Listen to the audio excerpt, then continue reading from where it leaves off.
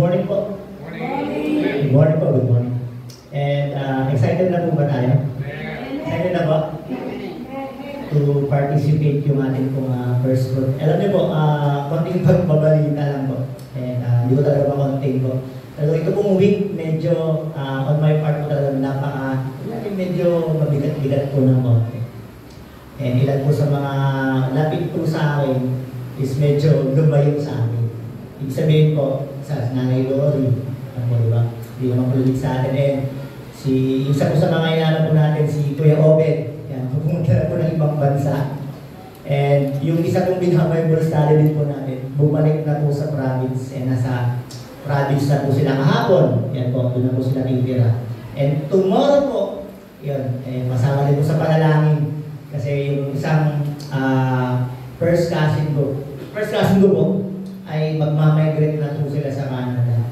Sabi ko, parang bigat naman na itong week na to. Parang gano'n. Parang ang daming nangyayari, ang daming nangiiwan, di ba? Pero isang bagay po na maganda is that nandito po tayo, di ba?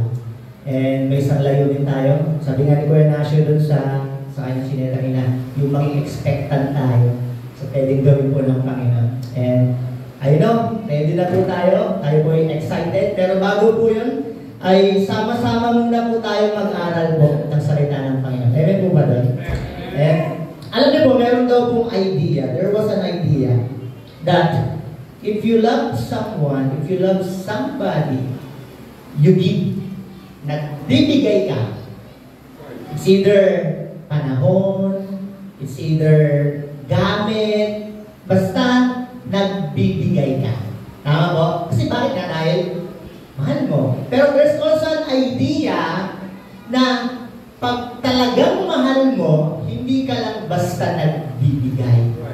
You take effort doon sa ginagawa mo. And then may papakita po ko sa yung isang picture. Yan po. Yan. Yung lalaking yan. Yan. Sa mga kabataan siguro kilala niya yan. Yan. Ang pangalan po ng lalaking niya yan ay ang pangalan niya si Yasushi Takahashi.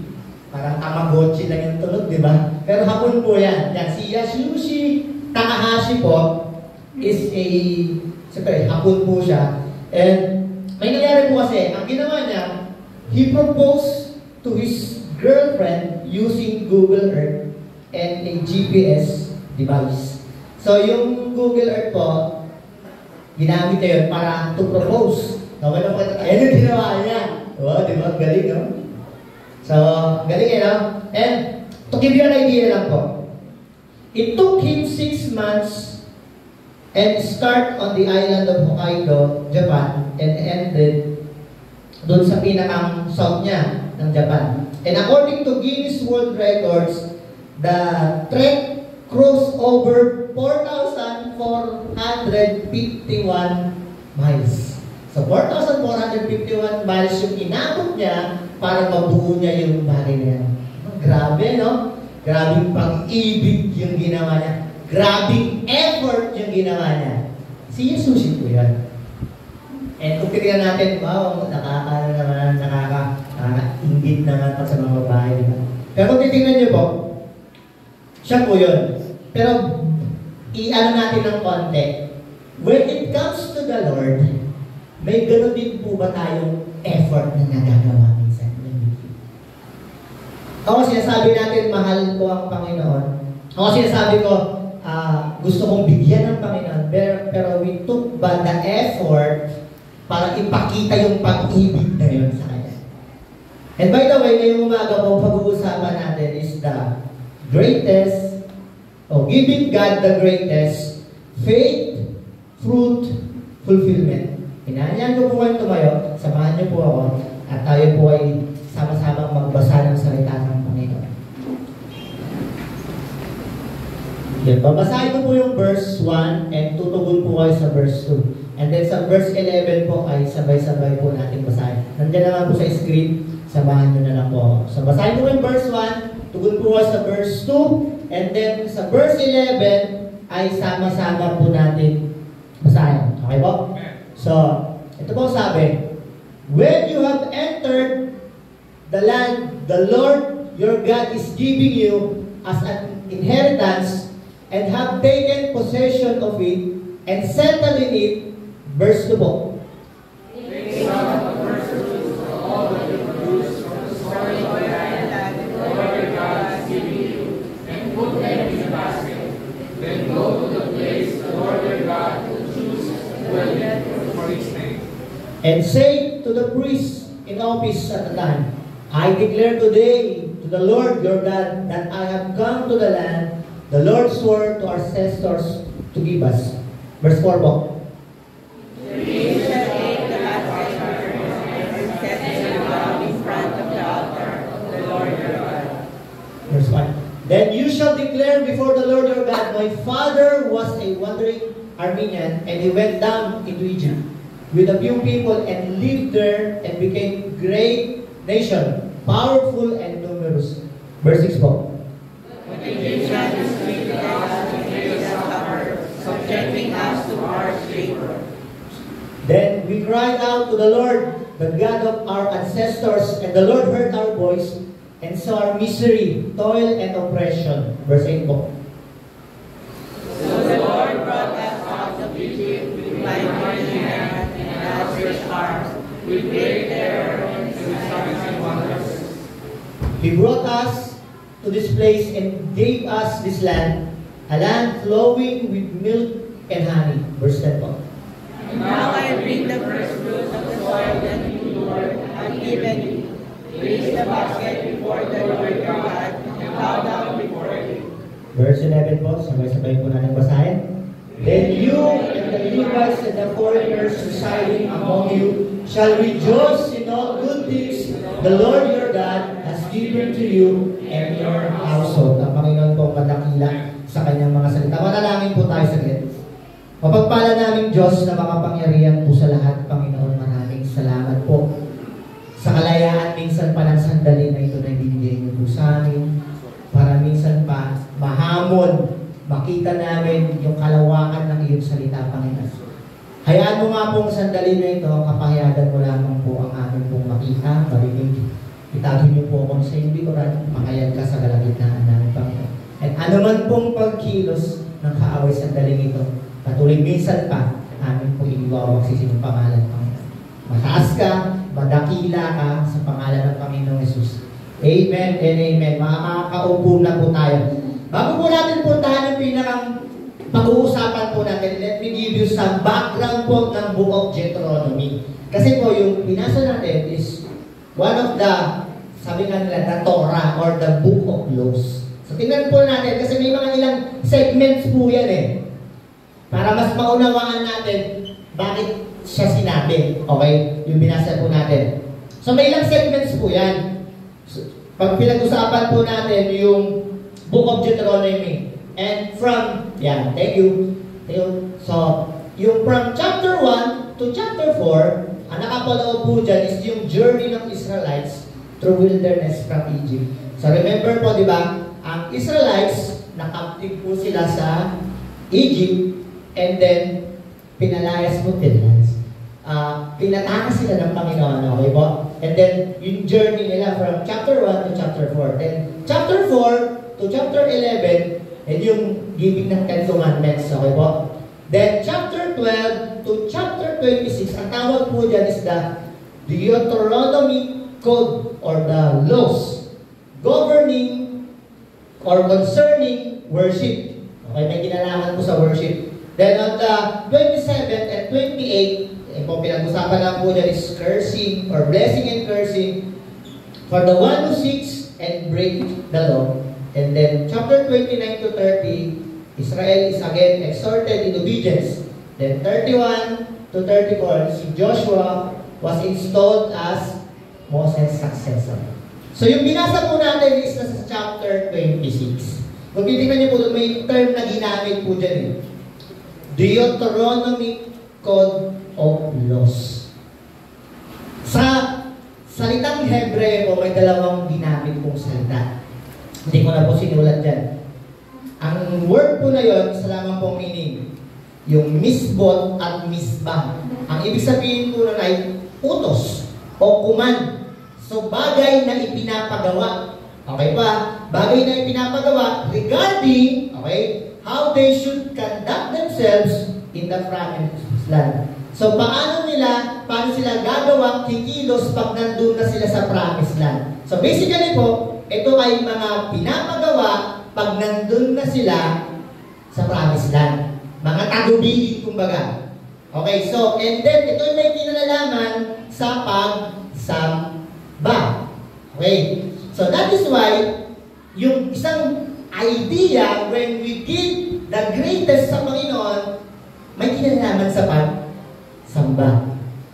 Okay mo yung bagay na ibibigay ko pala is my worship. Yung bagay na ilalaan ko sa Panginoon ay aking pagsamba. Kasi basically, yung binasa natin, it's a tagubilin, it's a utos na gagawin ninyo pag nandun na kayo. Okay po? So ngayon, tignan po natin yung tatlong bahagi ng pag-uusapan natin about faith, about the fruit, and the fulfillment. Okay po, tignan po natin. Now, let's go doon sa faith. Ano bang meron din sa faith na yan? Giving in faith embraces with challenges. Minsan sa pagbibigay, aminin natin sa hindi, ang hirap magbigay. Minsan. Kasi may something mawawala sa atin. Tama? May something kang, paano pag binigay ko to, ano ako bukas? Sabi nga ni Kuya Nacho doon sa testimony niya, baka wala akong pandate kay Ate Karen. Di ba? At sa atin, pag ginawa ko to, in-offer ko itong something na to sa Panginoon, itong resources ko, paano kaya kami bukas? And hindi lang resources, paano kaya yung time ko, ibibigay ko sa Panginoon? Diba? Diba? Yung bagay na gagawin ko sana, pero ibibigay ko to sa Panginoon. Kaya mahalaga po yung pananampalataya. And one of the best example ng pananampalataya is the father of faith, no other than sino po? Abraham. Let me give you some po sa kanya, key points sa kanya. Sa Genesis chapter 12, sinabihan siya ng Panginoon doon, na umalis ka dyan, may pupuntahan ng bagong lugar. Biglang may magsabi lang sa'yo, umalis ka dyan settled ka na, may trabaho ka na. Tapos biglang sabihin sa'yo, pag umalis ka dyan, may papupuntahin ako sa bagong lugar. Hindi ng pananampalataya. Pero one of the best sa pang-example na sinubok yung pananampalataya ni Abraham is ito sa Genesis chapter 22. Okay? So, yan yung isang bagay na ginawa sa kanya. Anong meron doon? That God asked Abraham to offer his son. Antindi, no? I-offer mo yung anak mo sa akin. E kung titignan na po sa chapter 22 ng Genesis, si Abraham po ay hindi nag-hesitate to offer yung anak niya. Grabe, no? Grabing pananampalataya yun. And by the way, kung titignan po natin, ano po bang ibig sabihin ng pananampalataya? Sabi ng book of Hebrews, it's the, faith is the confidence of things hoped for and things unseen. Kaya ko ito gagawin, kahit hindi ko alam yung mangyayari kinabukasan, kahit hindi ko alam kung anong meron mamaya o bukas, pero dahil gusto kong ibigay ito sa Panginoon, gagawin ko. Kasi may pananampalataya. And hindi lang po yung resources po yun, ha? Yung lakas natin, yung time natin, di ba? Yung abilidad na meron ka, na ibibigay mo yan sa Panginoon. So, kahit wala kang katiyakan, and si Abraham, wala siyang katiyakan. But he gave. Nagbigay siya. At kaya tayo din po, maaaring wala tayong katiyakan sa ngayon, sa anong mangyayari, pero dahil gusto kong ibigay ito sa Panginoon, gusto kong i-worship siya, i-honor siya sa pamamagitan na ito, gagawin ko. Kaya malagay pa rin ang palataya po doon. Though may challenge, may pagsubok na, ang hirap. Kaya mananampalataya ko, Lord. And it will always be in accordance sa pananampalataya natin. Kaya dapat yung sa pananampalataya, pag i-offer nito sa Panginoon, gagawin ko to. Sinasampalatayan mo siya. Okay po? Then pangalawa, giving in faith, expressed in worship. Tingnan na natin yung salitang worship po. Kung tatanungin ko po kayo yung bawat isa po sa atin ito, walang magsasabi na ayaw kong magpuri sa Panginoon. Wala pong magsasabi sa inyo na tama. And majority of the people na nandito sasabihin natin, Pastor, gustong-gusto ko ang kumanta sa Panginoon, mag-alay sa Kanya, mag-offer sa Kanya. Diba? Lahat naman tayo, lahat. Pero kung titignan niyo po, may isang tagpo po sa Bible. Magkapatid ito si Cain at si Abel. They offer, they have the idea parehas na mag-worship ako kay Lord. Pero bakit may isa doon na hindi tinanggap? Hindi niyo ba naisip yun? Bakit hindi? Baka may favoritism si Lord. Bakit hindi niya tinanggap yung isa hindi? Alam mo kung bakit? Marahil si Cain, he has only the idea to worship. But in putting it in action, hindi niya nagagawa. Kasi bakit tingnan niyo po sa Hebrews 11? Nakita po ng Petoy. Sabi ng verse ng Hebrews chapter 11, basahin natin. Sabi ng Bible, sabi, by faith, Abel brought God better offering than Cain did. By faith, he was commended as righteous. When God spoke well of his offerings, by faith, Abel speaks even though he's dead. Hindi, no? And kinoment ng Panginoon yung ginawa ni Abel. Na, uy, ang ganda ng ginawa ng taong ito. Minsan sa atin po, ang nakakalungkot, aminin natin sa hindi, minsan nandun lang tayo sa idea na gusto kong sambahin ng Panginoon. Gusto kong mag-worship sa Kanya. Pero hindi natin ipinuput into action. Hindi natin ginagawa yung dapat. Hindi natin ginagawa yung gusto niya. Pero gusto natin magsamba, gusto natin purihin siya. Kaya may pagkakataon na ang pinipili o hindi napipili yung pagsamba natin. Kasi bakit? Hindi natin ginagawa yung dapat. Nagiging idea lang kasi natin na gusto kong magpuri, gusto kong magsamba, gusto kong mag-church, gusto kong mag-serve kay Lord. Nagiging idea lang natin, gusto kong mag-offer kay Lord. Gusto kong mag-take part ng first fruit. Nagiging idea lang natin siya pero hindi natin ipinuput into action. Kaya si Abel, kinomention ng Panginoon kasi bakit? Yung desire niya, yung karapat-dapat sa Panginoon, yun yung binigay niya. Galing po no? And, yun yung pinakamagandang dapat gawin. Na, every time lalapit tayo sa Panginoon, is, una, i-consider din natin yung gusto ng Panginoon. Hindi lang tayo basta lumalapit.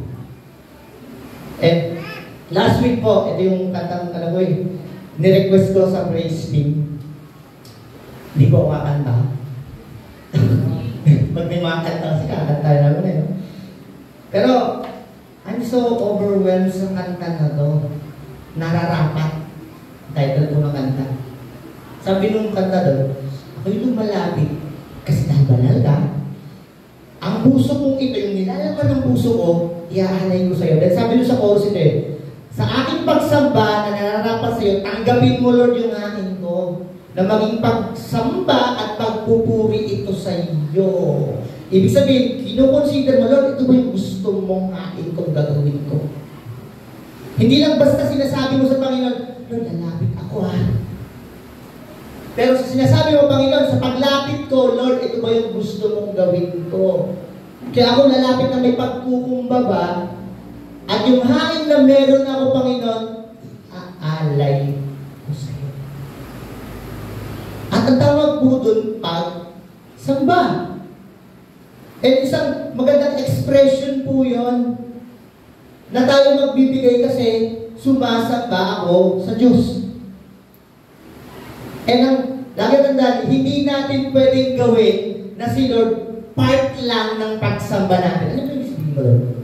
Minsan kasi, ginagawa lang natin siya, Lord, may part ka lang sa buhay ko ha. May part ka lang sa pagbibigay ko ha. May part ka lang sa lakas ko ha. May part ka lang sa talino ko. Hindi po ganun. Kasi when we worship, dapat ibibigay ko lahat. Kasi ikaw to Lord eh. Sa'yo to lahat. Hindi lang kasi may bahagi, some of my resources, some of my strength, hindi po dapat lahat eh. Kasi pag ganun po yung ginagawa natin na si Lord may bahagi lang sa buhay natin, may konting porsyento lang. Ano po nangyayari doon? Sabi nung isang preacher na pinapakinggan ko po, he become only a hobby. Alam niyo ba yung hobby? Pag ang hobby po, hindi naman yung lagi-laging ginagawa. Hobby nga siya eh. Kinahihiligan nyo lang, pero may certain time lang siya na ginagawa nyo. Kasi bakit? Hobby nga. Si Lord, hindi dapat maging hobby. Hindi hobby si Lord. Hindi siya hobby na pag-isipan mo lang, maisipan lang natin na magbibigay ako sa Panginoon. Magbibigay ako ng oras ko, magbibigay ako ng lakas ko, hindi lang po magbibigay ako ng resources ko, hindi lang ganun na may part lang.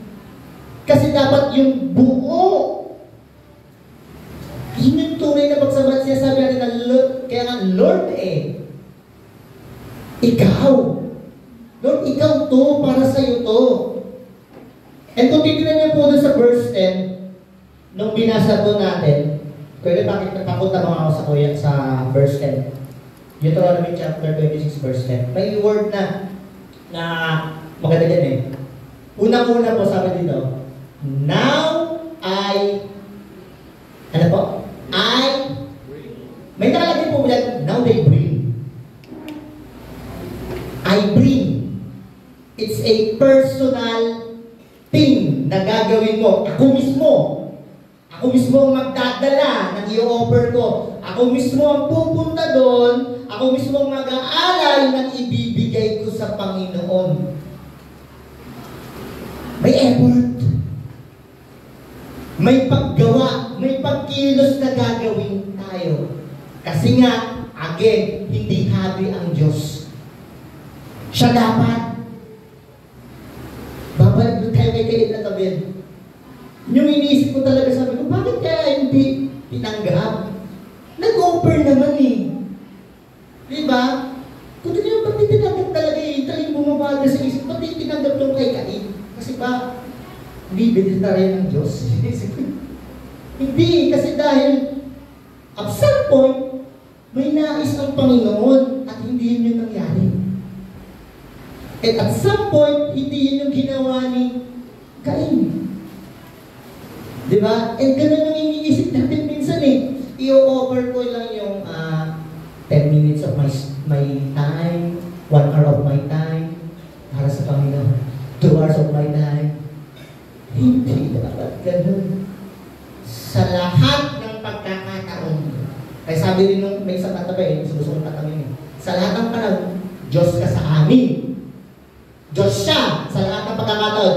So sa lahat ng pagkakataon, na-experience at pwede kong ma-experience ang Diyos. Tama? Tama. Hindi sinasabi ng katurwan ng salita ng Panginoon na ang Diyos, 1 hour mo lang mag-experience, 2 hours lang natin siya ma-experience. Hindi po. Sa lahat ng pagkakataon, in good times, in bad times, mararanasan natin ang Diyos. Pero when it comes sa atin, ganun din ba yung gusto natin gawin sa Kanya? Sa lahat ng pagkakataon sa buhay ko. Yung resources na meron ako, yung lakas na meron ako, yung oras na meron ako, ibibigay ko sa Kanya. Kasi bakit? Siya ang lahat. Siya ang lahat ko eh. Not unless hindi siya ang lahat natin. Eh, tinanong ko po kayo kanina sa Lord, siya ang lahat ko. Gusto ko magpuri sa Panginoon. And nawa po, hindi lang siya maging idea po Hindi lang siya maging kaisipan lang na gusto kong pumuri, gusto kong magbigay, gusto kong maglingkod. Hindi lang dapat maging idea. Gawin natin. Kasi yun ang totoong worship. Yun ang totoong pag-express. Diba? Diba? Pag ang tao nilalagay, ang lamig lamig na po ngayon, tama? Ang lamig na po sa Manila eh. Pag ang tao nilalamig, paano na na-express yung lamig? Nakasando? Tsatsakit! Dito nga po, medyo kulog po dito, pero napapakubot po ako eh. Di ba? Nung isang araw po, natatawa, konting chika minute. Si Pastor Ray, alam naman po natin, si Pastor Ray po is na hospitalized. Tama po. And meron pong pinost yung anak niya yata, isang anak niya, na nakatalakbong. Nakatalakbong po ng white na kumot. Totally nakawal. Tapos medyo may background pang sad na tunog. So dahil po nag-comment, ano nangyari, Pastor? Tapos suddenly, nag-comment po yung anak niya, nagsabi, nilalamig lang po si Pastor. So, ganun na-express ng isang tao nilalamig kasi nilalamig siya, magububot siya. And tayo, paano natin i-express yung pagsamba natin? Kasi sabi ng balik, sasamba ako. Paano natin i-express yung pagbibigay? Bibigay ako. We put it into action. We put it into effort. Kasi nga bakit? Yun yung pagsamba. Yun ang expression ng pagsamba natin. Hangatlo po, giving in faith not only express our worship, giving in faith express to honor God. Sabi po sa Proverbs chapter 3 verse 9, text po natin ito last Sunday. Pero gamitin ko lang po. May word po doon na ginamit, honor the Lord. Na sabi in simple term, ang ibig sabihin daw po nun is worship. Okay? Pero let's go deeper kung anong ibig sabihin po nung honoring the Lord. Sa Hebrew word po, may ginamit na salita. Ayan. Kabad kebed. Kebed. Kabad kebed. Which means weighty. And kung tingnan ko po yung ibig sabihin ng weighty na yan, ito po yung ibig sabihin. Yan. Weighty. Hindi yan yung weighty. Hindi po yung gana. Ang ibig sabihin po ng weighty is this. Something is serious, significant, and consequential. Consequential. Tignan natin yung dalawang word po na yan. Sundan niyo po medyo magkamala tayo ng parang short Bible study word. Okay? Tignan natin yung word na significant and consequential. Consequential. Nagbubulog na ako So, significant po. Tignan natin. Yan. Significant is something that is important, worthy of attention. Kunin natin yung word na worthy of attention. Pinaglalaanan mo ng pansin. Okay? Something significant is something na pinaglalaanan mo ng pansin. Okay? Take nyo po yung word na yan Then, tingnan yung consequential. Okay? Happening as a result of something having a great meaning or value. Merong value at merong dahilan sa iyo. Okay. Ano ulit po yung significant? Pinaglalaanan mo ng pansin. Then ito, may dahilan at halaga sa iyo. So, simply saying, ang ibig sabihin ng honoring God is sinasabi ko, Lord, ikaw ang higit sa lahat sa buhay ko. Paglalaanan kita ng pansin, i-honor kita, may halaga ka sa akin, at may dahilan ako para gawin ko to. Ibig sabihin ng honoring paglalaanan kita ng pansin, Lord. Ang ibig sabihin mo ng paglalaanan ng pansin, hindi lang tututukan mo. Sabi nga ni Tita Jess, naalala ko yung word niya focus. Nandun yung attention mo, pinaglalaanan mo siya ng pansin. And then, itong bagay na to ay mahalaga sa'yo. Itong bagay na to is may dahilan sa'yo. Ang isang bagay na ang tao pag walang dahilan sa kanyang ginagawa, ang tawag po doon, walang pangarap sa buhay. Diba? Kaya isang bagay na tinatanong lagi ng mga bata po, tinatanong ng mga matatanda sa amin, ano pangarap mo pag tumanda ka? At the early age, sinasabi, dapat ipangarap ka. Kasi yun yung magdadrive mo at magiging tingin mo in the near future, tama? And sa atin po, ano yung dahilan mo? Ano yung magiging dahilan ko? Para i-honor ang Panginoon, para bigyan siya ng pansin. Kasi dahil bakit? May halaga siya sa akin. Kaya i-honor Him. Yun pong ibig sabihin ng honoring the Lord. May halaga siya sa akin. Diba? And gagawin ko to kasi mahalaga siya sa akin. Gagawin ko to kasi binibigyan ko siya ng pansin at dapat ko siyang paglaanan ng pansin. Kasi bakit? Mahal kong Panginoon. Yun po yun. And kung titignan natin, ang nakakalungkot, ang daming bagay tayong pinaglalaanan minsan. O hindi na natin alam kung ano ba dapat yung mahalaga sa hindi. Honestly, hindi na natin alam. Tayong mga pananampalataya, tayong mga tao, minsan hindi na natin nalalaman ano ba yung mahalaga sa hindi. May papakita po ko sa inyo isang picture. Ayan. Yan. Noong last November, tawa talaga ako dito eh. Siguro nakikita niyo po yan sa mga mahilig po sa social media. Okay, yan ang tawag po dyan is the comedian. Ito daw po ito. Ito muna, tignan niyo po Ito muna. Ang tawag po dito is something art daw po yan. Ang tawag dyan is the comedian. Okay, na conceptual art siya na ginawa ni Mauricio Cattelan.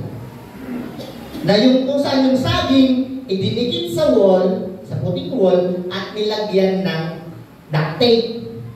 Okay po Alam niyo po, binenta sa auction to. At itong lalaking ito, ang pangalan ay si Justin Sun or Justin Sun. Binili niya po to. Magkano po ang kilo na saging? 5 piso, yung ganyan. Binili niya po, ang price is $6.2 million. Yung isang pirasong saging ay binili niya ng halagang $6.2 million. Grabe saging yan no? May kinto yan. And nung November 29, yan, isang picture ko doon. Yan ang ginawa niya noong November 29. Ano mo ginawa niya? Kitain niya. Sabi niya, parang same lang ng lasang saging pa rin. Ano ba yung gusto kong ipakita sa inyo? Minsan may mga bagay tayong pinaglalaanan, pinaggagastusan, pinag-iisipan, bibigyan ng oras, ng lakas, na namang kakwenta ko ito. Diba? Bisa napapaisip tayo na, etong gagawin ko na ito dahil hilig ko lang. And minsan sa pagdating sa Panginoon, hindi na natin nababalik kung ano yung pinakang dapat. Diba? Yung nakakalungkot.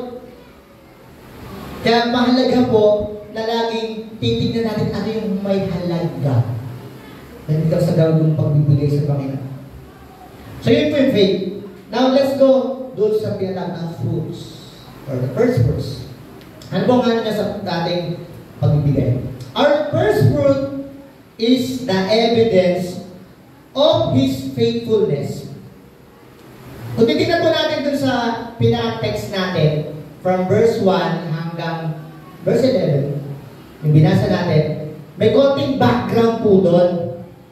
Na sinabi sa kanila, nung dati nasa Egypt kayo, dati alipin kayo, tumawag kayo sa Panginoon, iniligtas na kayo.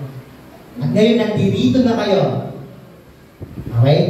And yung bagay na meron kayo ngayon is ebidensya ng katapatan ng Diyos.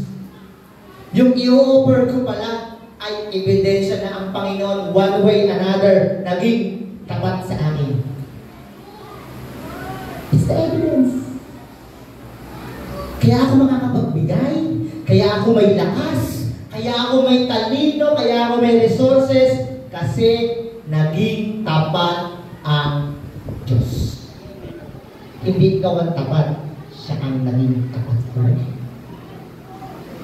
Ano maganda po doon no? Yung katapatan niya, minsan kasi nakikita natin, lahat ng bagay is, akala natin kaya yung nag-produce Dahil sa lakas ko to, dahil sa talino ko to, dahil matalino ako, malakas ako, may abilidad ako. Kung wala ang Diyos, wala ka niyan. Kung wala ang Diyos, hindi ka magkakaroon niyan. At isang bagay na pinapakita ng Panginoon sa atin, sa iyo, sa akin, sa ating lahat, tapat ako sa iyo. Yung meron ka, ebidensya ng katapatan ko sa iyo. And mag-offer tayo mamaya, it's the evidence of His faithfulness. The second, our first fruit is the expression of our love and trust kay God. Balik po tayo sa Proverbs chapter 3, verse 9. Sabi po doon, honor the Lord with your wealth. Last week pa, tinatanong ko ito kay Pastor ba't kaya ginamit yung word na honor at yung ginamit yung word na wealth? Nagwawonder talaga ako Ba't may ganun na word? Tingnan po natin, pag-aralan po natin po Sa ibang salin po kasi, hindi wealth yung ginamit. Alam niyo po ba yun? Especially sa King James, ang pagkakagamit po dyan is substance. Okay? So tingnan po natin kung anong ibig sabihin po niyan. In the original language, ang ibig sabihin po niyan, something that really exists, something that is real, hindi imaginary. So something na meron ka na totoong meron ka. Totoong possession mo, totoong nasa sayo. Okay? Ay hindi lang po yun. Something na nag-exist sa atin, na mahalaga sa atin. Kaya nga siya love Diba? Yung kaya sabi na, yung first fruit is an expression of our love. Kasi it's something na nag-exist sa atin at mahalaga sa atin. Na ibibigay ko to kay Lord. Hindi yung patsi-patsi lang. And one thing na dahil mahal mo at mahal ito, paghahandaan ko ito. Diba? And ayun sa atin dito, may mga bagay tayong binavalue.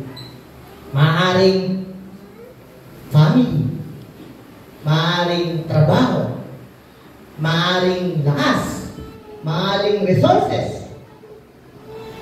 Diba? Yun yung mga bagay na mahalaga sa atin. And sabi ng Panginoon, honor me with those things. I-honor mo ako. Yung may bagay na mahalaga sa'yo. Minsan kasi ang iniisip natin, okay na to kay Lord. Baka okay na to. Baka okay sa kanya to. Hindi. Dapat something that really exists within you. Something na may halaga sa'yo. Something totoo sa'yo. Something na may real value sa'yo yung ibibigay ko sa Panginoon. Yung something the best sa akin. Kasi nga, love mo. Ipapakita yung pag-ibig mo sa Kanya. Last December po, ito, may mga ilan po dito na kwentuhan ko dito Si Kuya Nasho, lahat din sa Pastor Dez na Ma'am Deus. Ang sarap para sa pili kasi, for some reason, hindi ko po na-contain yung pagpapala ng Panginoon sa akin. Gusto lang po i-share din to. Yung bagay na for the first time and forever, diba, is nagawa ko yun. Parang nakakatawa, record, nakistek ng konti. Sabi ko, nakapaghanda ako. Sabi ko, nakapaghanda ako makapagbigay, nakapaghanda ako magbigay sa ganito, sa mga magulang ko. Then sabi ko, pagtingin ko sa sa pitaka ko, wala na ako. Pero, hindi ko naramdaman yan, hindi ko nakita yung panghihinayang. Ang nakita ko is yung pakiramdam na, ang sarap. Ang sarap ibigay yung something na ibibigay mo kasi yung mga taong pinagbigyan mo is mahalaga sa'yo. Pinaglaanan mo sila, pag-iisipan ko to. Ihahanda ko to kasi mahalaga itong mga taong ko sa akin. So, yun yung pakiramdam. And, isang bagay din na magandang ibigay po sa Panginoon is yung bagay na ito ibibigay ko kasi pinaghandaan ko to at mahal ka. Okay po? Then, pasok po natin yung word na trust. Bakit is the expression of our love and trust? Kasi nga ulit, ano po, yung bagay na mahalaga sa atin, minsan ang hirap bitawan. Especially kung ibibigay natin. Especially sabihin natin, offering. Thanks. Lalo bigay first fruit. Ang hirap ibigay. O ganda magpakalayo, minsan, yung tayo natin, yung lakas natin, minsan ang hirap ibigay. And to the point, napapaisip na lang tayo na, baka mag-gets naman ako ni Lord. Baka maunawaan niya naman ako. Kaya nga kailangan nagtutugma po yun, yung pag-ibig mo sa Panginoon at pinagtitiwalaan mo siya. Na ibibigay ko to. Diba? Meron po sinasabi sa mga kasi pag sinabing alaga, sa mga kasama natin sa church, especially po sa mga ang pag sinabing anak-anakan, mga inalagaan. Ano ko sa kanila? Ano ko? Isang bagay na gagawin natin, hindi ko napapakailaman yung inaano nyo.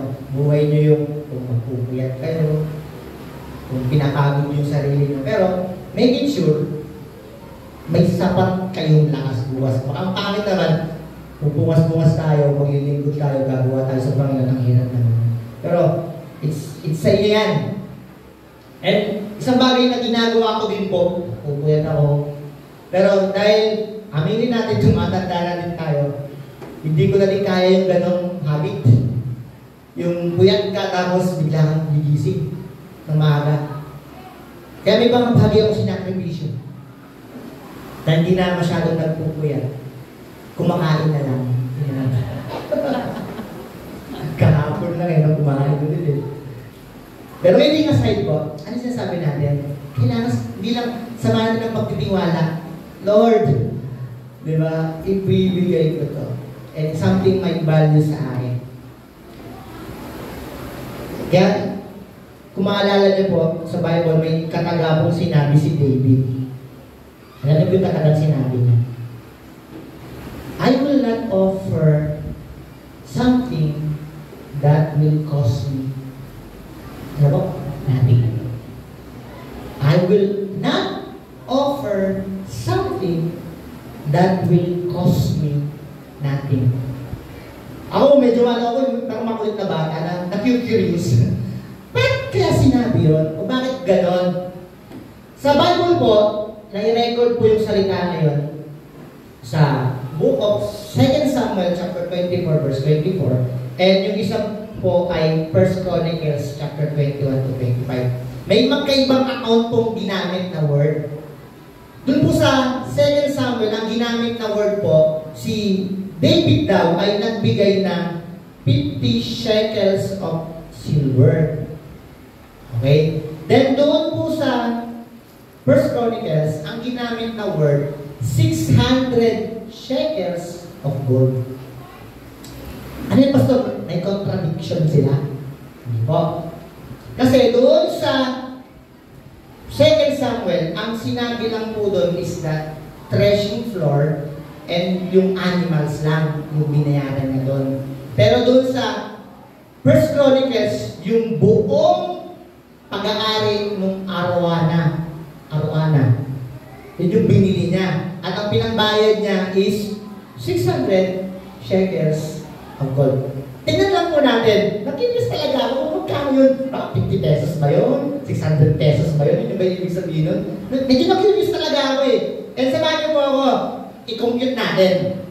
In today's time, okay po, yung 50 shekels of silver in dollars is 405.62 ang isa. Ang kalubas pala ng 50 shekels, dollars po ito ah. So kung i-convert po natin into peso, pakita. 405.62, kagabi po, chinek ko yung 58.54 na. Ang taas na pala ng dollars na yun, di ba? So ito po yung computation, 23,744.99 in peso. Silver lang po yun. And nagbigay pa po siya ng gold. 600 shekels of gold. So kung i-convert din naman po natin yun, ang katumbas po nun, in peso, is, 25,378,242 pesos. Kaya pang 0.1. Gold lang po yun. 600 shekels of gold. Pag pinagsama pa natin yun, okay po? Tumataginting na 25,400,987.1 million na yung inuusapan.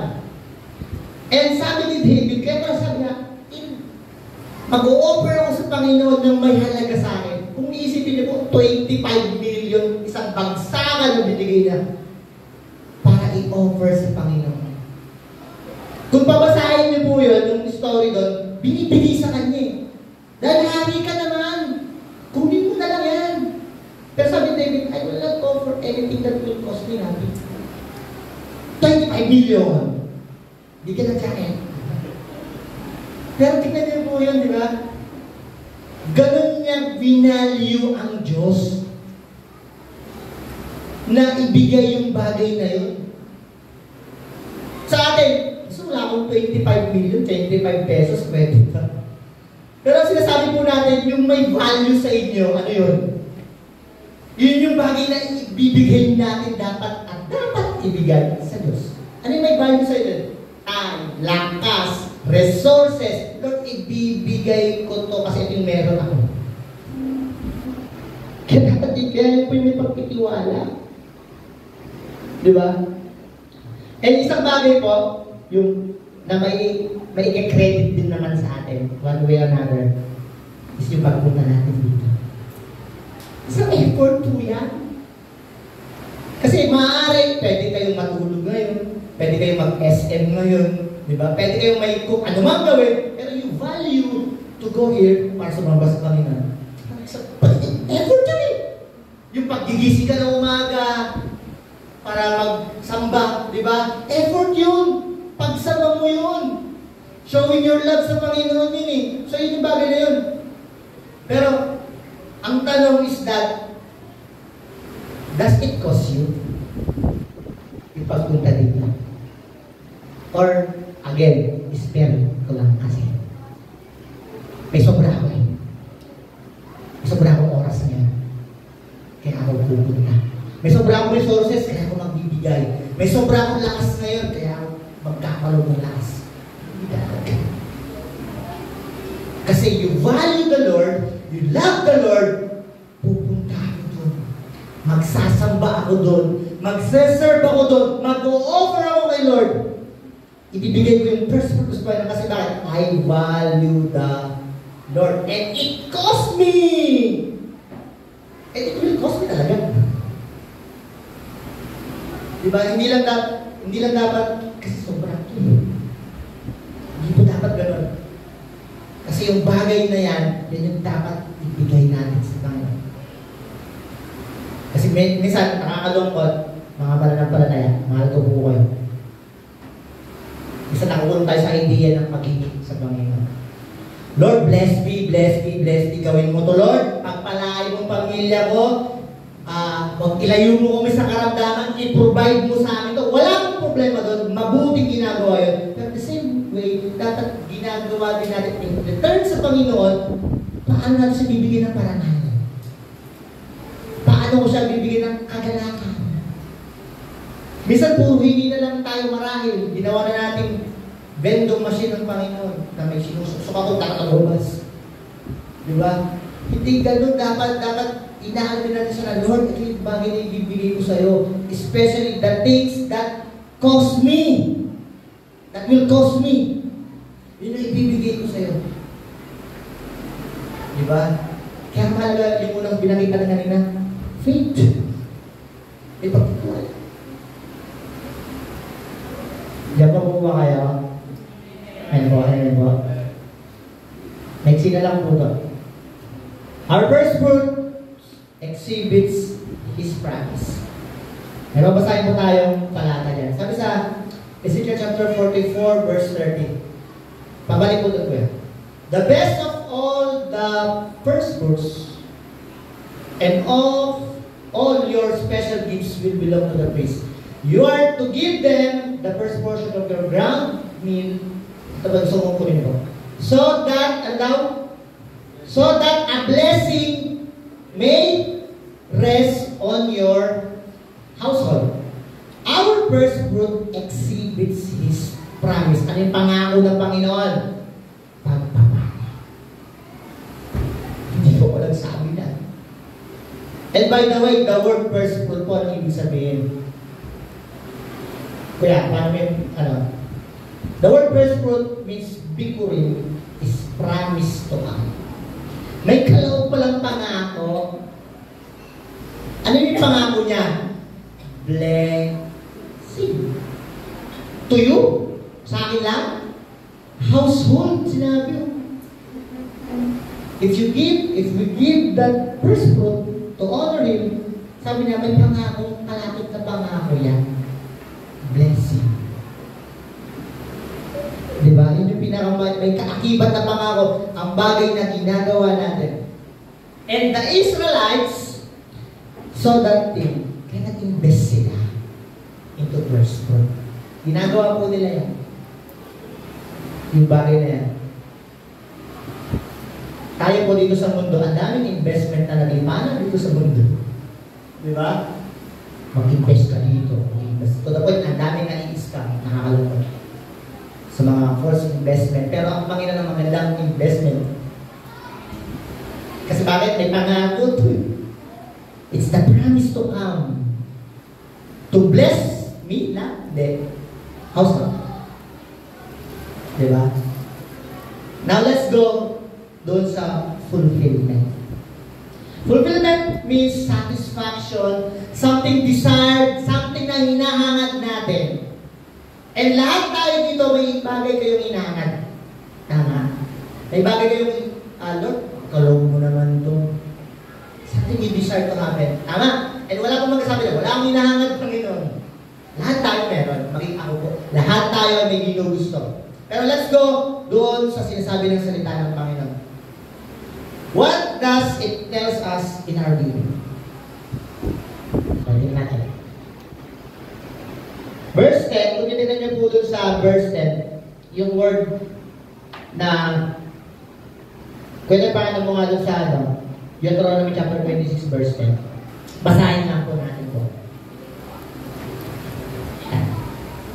Verse 10, sabi that, and now I bring the first fruit of the soil that you, Lord, have given me. Place the basket before the Lord your God, and bow down before Him. Sabi yan, sinabi mo, Lord, na dalhin ko yung aking first fruit. So, it means, it's the result ng mga bagay na, it's the result of our obedience. Kasi in the first place, ito pala ay, tagubilin, inuutos ng Diyos na gawin ko. Isang bagay na dapat kong ine-exercise. Na kung hindi ko ginagawa, ako'y magiging pasaway. Ako'y mag-disobey. So kaya pala ako mag-participate para ipakita ko na ako'y naging isang obedient. Diba? Pwede mo ba sabihin, obedient po bang matatawag yung kaisipan na gusto kong gawin yan? Pero hindi natin ginagawa.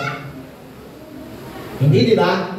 Kasi sa isipan lang natin kailangan may pag-kilos. Kaya sabi nung verse 10, I bring, dadalhin ko. Pupunta ako mismo doon sa templo para ibigay yung aking hain. Diba? So yun po yun. Pinagpapakita ng obedient natin. Then pangalawa, it's the result of what He promised. The concept idea na kaisipan nito is yung word ng fulfillment. Sa Hebrew words po, dalawa po yan. Mala and kala. Okay po, hindi ko na po sinulat yan. Bigyan ko lang po kayo ng idea. Ano yung sabihin ng fulfillment in Hebrew word? It means naganap, nangyari. And yung kala po is tapos na. Kung titignan niyo po, may bagay na palang inihahanda ang Diyos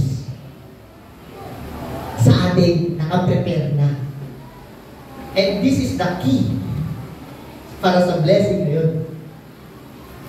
Diba? Sabi nga ng pastor natin last week, kung naalala na po, nasa atin yung susi. Parang buksan yung pagpapala na yun. Kasi bakit? Sabi, fulfilled na, tapos na eh. Inihanda na ng Diyos. Nakahanda na yung bagay na gagawin niya sa'yo.